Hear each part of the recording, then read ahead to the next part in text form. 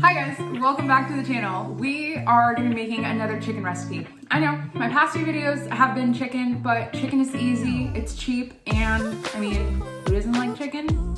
So this is going to be like a riff on a Chipotle bowl, so not like this is sponsored by Chipotle. I mean, if it is, you know, if you guys want to send Chipotle a little message, let me know. I love Chipotle. But they came out with like a cauliflower rice, so I wanted to make a cauliflower rice bowl, but easier.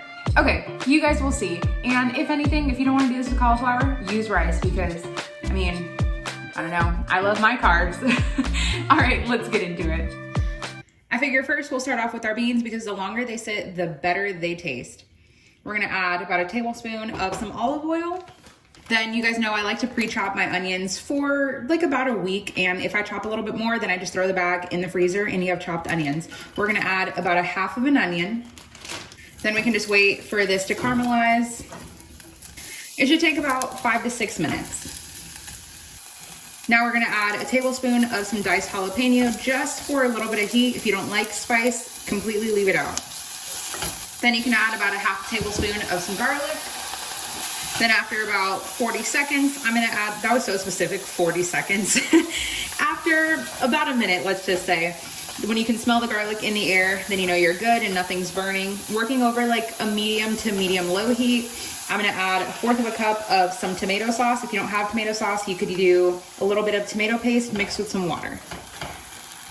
Then after another minute, once everything is cooked out again, I'm gonna add some olives. I prefer not to use Goya, but just using what we have, we're gonna take a tablespoon of, this has capers in it. I usually, if you guys saw my grocery haul not too long ago, I like to get it just so that it has the olives that you can see here with the pimentos, but stuck inside of them. But this is fine, you're getting the same briny flavor.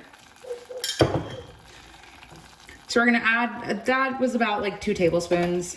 Give that a little mix.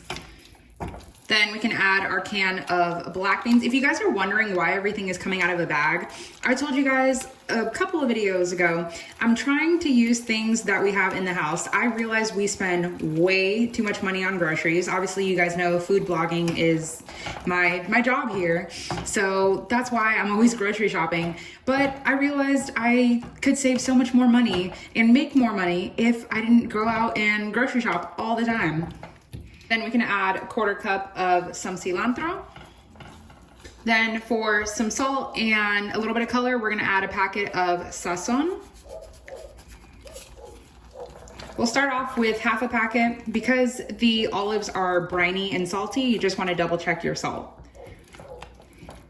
Okay, for mine, I'm gonna add the rest of it. Now we can set this aside and work on the rice.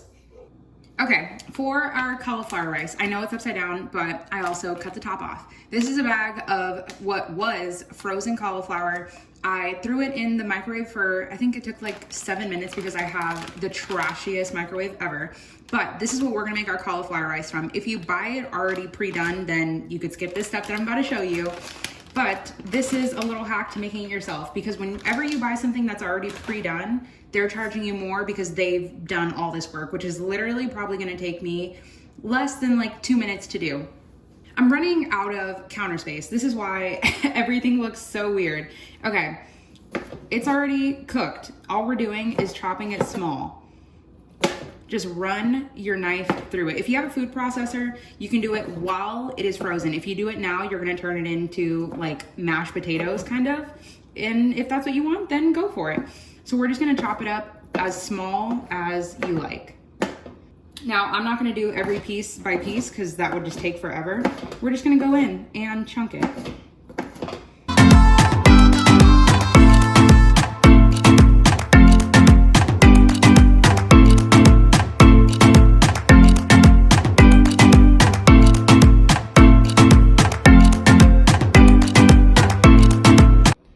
Okay, apparently at some point my camera decided to stop recording. So I went ahead and chopped all this up. You have some pieces that are a little bit bigger, and then you have some, oh, that was absolutely nothing.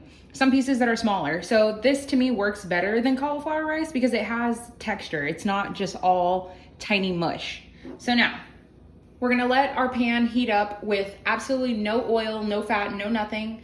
for about a minute and get it pretty hot. This is a nonstick, and nonstick is what you want, especially for cauliflower. Once our pan is nice and hot, then we can add in our cauliflower. So at this point, what we're doing is we're drying it out. Because it was frozen, it has so much moisture in there that if you cook it for too long with other ingredients, it just becomes kind of mushy, and we're not going for that mashed potato feel here. So we're gonna make sure everything is pretty flat, or as flat as possible, and we're just working to dry everything out here. Once you start smelling like that nice toastiness, it almost kind of smells like French fries, which is so weird. A few of the pieces are getting a little bit of browniness to it. A little bit of brown. And that's perfect because you know your drying out process is working. Now, cilantro, lime, cauliflower. Yeah, I don't know why I keep saying things so weird right now. I think I'm just so hungry, I'm becoming delirious. We're gonna add half a cup of some chopped cilantro. Then we can add the juice of half of a lime. Okay, my lime does not have like any juice to it. All right, we're just gonna do a whole lime because my limes have like no juice. Then I'm gonna add the extra half of that jalapeno just because I have it. Teaspoon of salt and of some black pepper. And that is it for that. Okay, now we can set this aside and work on our chicken. For the seasoning for the chicken, we're gonna do a teaspoon of some garlic powder, teaspoon of some cumin, teaspoon of some paprika, teaspoon of oregano, half a teaspoon of some salt, and the magic ingredient, some tahini. I typically use this on fruit, but of course it's winter time, so I'm trying to figure out a new way to use it up, and this is it. Trust me, it makes it incredible. If you don't have this, just add a little bit of chili powder, mix it with some salt. It's chili powder, we're gonna add a teaspoon and a half of this.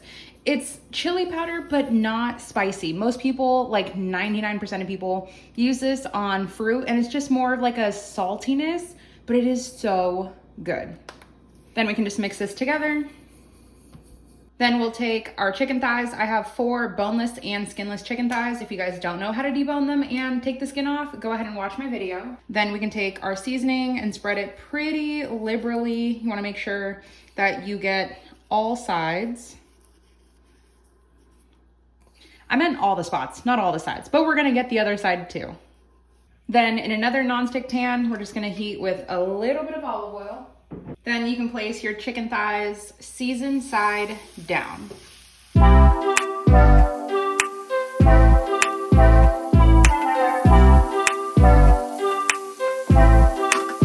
Then we can season the other side.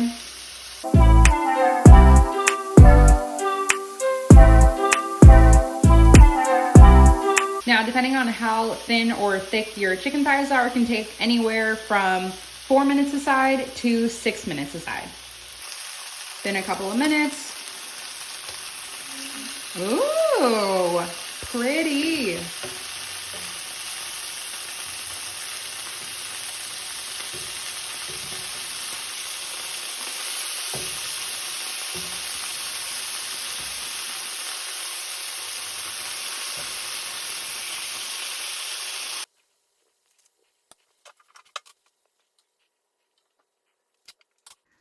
Look at how bomb this is. This definitely took under 30 minutes, and look at all this. Okay, these beans, you guys know I'm Puerto Rican, so black beans are my ish.